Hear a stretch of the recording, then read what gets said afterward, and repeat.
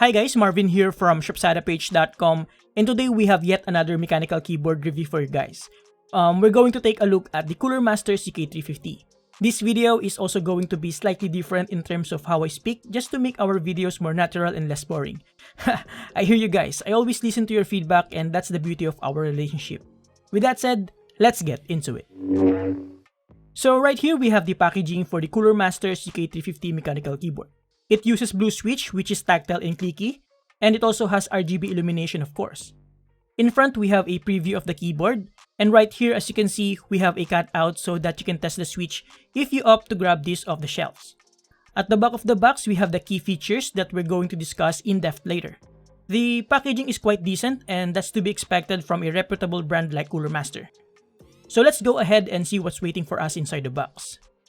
So inside the box we have a plastic cover, and then the keyboard itself. The wire unfortunately is not detachable, we'll take a closer on that later. Inside the box we also have a user manual in different languages. And lastly, we have a wire keycap puller right here. And that's about it for the unboxing experience. It's very nice to see big brands trying to compete in the massively competitive budget market here in the Philippines. That means more options for us. Now let's take a closer look at the Coolermaster CK350 mechanical keyboard. As you can see, it is a full-sized keyboard that has a very stealthy looking design with minimal branding. It does have a brushed gunmetal aluminum finish that spans across the entire keyboard up to its front side. At the back side, we can see the 3 available cable routing slots, so even if the cable is non-removable, you can still manage the cable pretty easy. Flipping it on its side, we can see that the housing is slightly slanted for that ergonomic form factor. The keycap's profile is OEM, and the keyboard has this floating keys design, so as you can see, the top housing of the switches is visible. At the back of the keyboard, we have the usual 5 rubber feet. We also have 2 stands with both of them having rubber tip as well, which I really appreciate. It's really frustrating when a keyboard doesn't have this and slides all over the place, isn't it? Next, we also have a glossy accent right here and Coolermaster slogan as well as the certifications here at the center. Like I said earlier, the cable is not detachable, but we have some cable channels right here to aid with that. Back in front, let's discuss the layout. The layout, like most budget and mainstream keyboards, uses the ANSI standard, so replacing the keycap should be a piece of cake. And I would suggest you do so immediately if you decide to get this keyboard. More on that later though. So we have the numpad, the function rows up top, complete nav cluster, and of course the arrow keys right here. The fonts are very nice. Surprisingly, Coolermaster opted for a more cleaner look and not the typical gamery font, which I highly appreciate. The branding is also very subtle with just a Coolermaster logo for the function key. We also have the usual multimedia keys up top as well as the Windows key lock right here. And then of course we have the controls for the lighting effects. Alright guys, let's move on to the lighting effects. And this keyboard actually has quite interesting or weird implementation, if I can say so, for its on-the-fly lighting modes. First, to reset the keyboard, just press F and press escape for a few seconds. And then we have the 4 gaming modes with keys F1 to F4 that you can toggle using the function key. Aside from that, we also have the usual multimedia keys and some application shortcuts right here up top. For the lighting effects, you can toggle it by pressing F and press insert.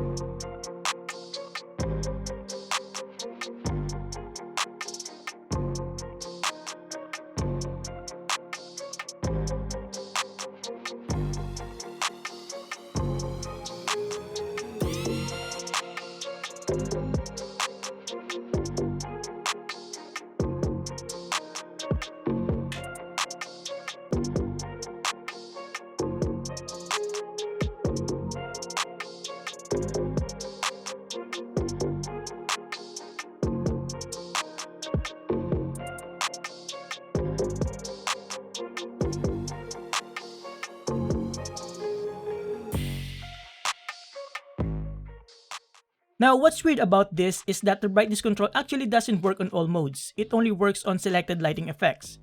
As you can see, the brightness control doesn't work on this RGB wave lighting effect, but it does work on some others, which is really weird, but there's that, and it's really not a big deal, at least for me personally. It's just that it's kinda messing up with my OCD. So you can also change the colors to a single color by pressing F and plus left and right arrow keys.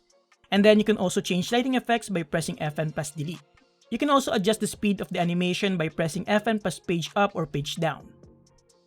Aside from the built-in lighting effects, you can also record your own by choosing any of the 4 gaming preset. and then press F and press home to start recording your own lighting configuration. And once you're done, just press F and press N to stop recording, and you now have your own lighting setup. By the way, all of these lighting effects and configurations are also available on the manual so that you can easily check it out. The implementation of the lighting effects is really weird, and this is actually the first time I encountered something like this. The good thing, or maybe a bad thing depending on your preference, is that there is no software. So you can just adjust the lighting effects directly using the onboard settings. On the other hand, one of the good things about the LED illumination of this keyboard is its brightness. As you can see, the illumination is very vibrant and bright, and this is due to the fact that the LEDs are located on top of the switches and not the usual SMD LEDs or surface-mounted LEDs. It also helps that the backplate is brushed aluminum, so it reflects the light even further. There are actually a few types of LEDs for a keyboard, and this one in particular uses the 4-pin LED with diffused housing, so take that in mind in case you need to change switches at some point. Although, I think that would not be necessary, especially that this keyboard has 2 years manufacturer's warranty. Now, let's move on and discuss the switch on this keyboard. In terms of the switch, this keyboard being a budget offering from Coolermaster uses Outemu switches.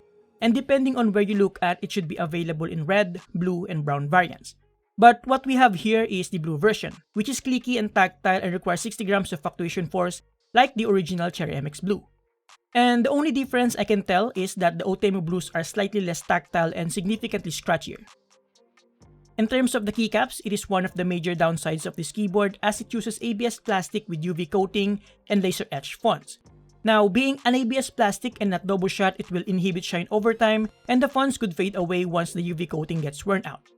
It's not going to be a big deal for most people since grabbing a cheap custom PBT keycaps is pretty easy nowadays. Now, with regards to the stabilizers, it is decent. The right side is stable. However, it does have some slight rattle on the left side, but it's not bothersome at all, especially with these clicky blue switches.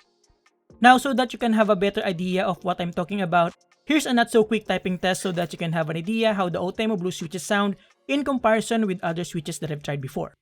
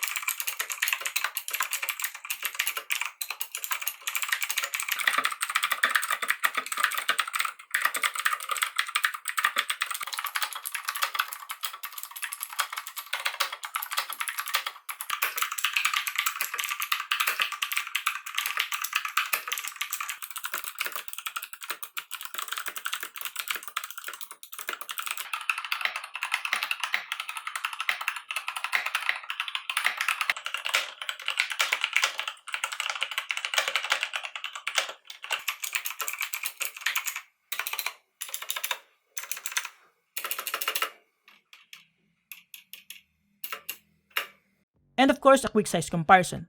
Obviously, as a full-size keyboard, it is significantly bigger than a 10 keyless keyboard like the RAKKLAM-ANG Pro and a 60% keyboard like the Unpro 2. Speaking of full size, we also have the usual LED indicators for numlock, caps lock, and scroll lock up here up top. And all the full-size keyboard that I've tried actually has this. It's pretty standard. Like I said earlier, although the cable is not detachable, I really appreciate that it has 3 cable routing channels to manage the cable. The flip-out stand also has a rubber tip, which is always a good sign and should be standard for all keyboard manufacturers. Now, no matter how good a compact keyboard looks, not everyone can go about without a numpad. So the CK350 definitely has an appeal on its own target market. And if you're looking for a smaller version of this, Coolermaster's got you covered with their CK530 10 keyless model. Alright guys, let's move on to the performance of this keyboard. Before I got this keyboard, I have no doubt that this will have NKRO or NK rollover, which is a feature that allows you to press multiple keys at the same time without conflicts or lost keys. And as per my testing, I was able to confirm that it works perfectly out of the box. When it comes to typing experience, there is a reason why most of the pre-built keyboards uses Blue Switch, and that is because of the very satisfying tactile and clicky feedback. This is where you really feel that you're using a mechanical keyboard and is popular to most people, especially the ones who are new to this. I started with a keyboard with a Blue Switch as well. As for the Outemu Blue, it is decent and popular with budget ports. It mimics the characteristics of the original Cherry MX Blue, but as I said earlier, it is significantly scratchier in terms of feel. But for most people, it will do just fine. In terms of gaming, like with typing, the experience will be subjective depending on the person's personal preference. Blue switch for me is not ideal for gaming because it is too loud and the click is really not necessary if you're always going to bottom out the keys anyways, right? Make sense? But if you're always wearing a headset and the tactile and click doesn't bother you at all, then you're all set. I actually know some competitive gamers that use blue switch and some others that prefer linear or even better, speed switches. And that's actually the good thing about mechanical keyboards. You have a ton of choices and there's really no right or wrong when it comes to subjective personal preference. Whew, alright. Finally, to conclude, the Coolermaster CK350 is definitely up there when it comes to budget options for a decent full-size mechanical keyboard. It has decent build quality and design with its brushed aluminum finish, and it also uses the popular Outemu budget switches. Although the lighting effects mode is quite confusing, it works properly out of the box without the need of a software. The illumination is also very bright and vibrant thanks to its top-mounted LEDs. But I think what separates this keyboard from other competitors is the 2 years manufacturer warranty, and that's to be expected from a reputable brand like Coolermaster. There you have it guys, I hope this review will help you decide if you're looking for a decent full-size keyboard. If this video helped you in any way, please leave a like and subscribe as it helps me a lot. Don't forget to leave a comment as well because I try to reply to all of you as much as I can. I love interacting with my subscribers, followers, whether it's on our Facebook page or in this YouTube channel. I also listen to your feedback. As you can see, the ultimate goal here is to improve our videos, not just for the shots, the b-rolls, the editing, but of course, our audio and how I speak. So I'm always listening to you guys. Unfortunately, I cannot speak in Tagalog because we have a lot of international viewers. So this is all I can do and I will try to improve more as we go along to this journey. With that said, make sure to check the full article link below. Huge thanks to Coolermaster for sending this keyboard. You can get this from their partner stores, link below. Comment down below as well what other Coolermaster products you want me to review in the future. Thank you for watching, subscribe if you like this, and see you next time. Have a great day.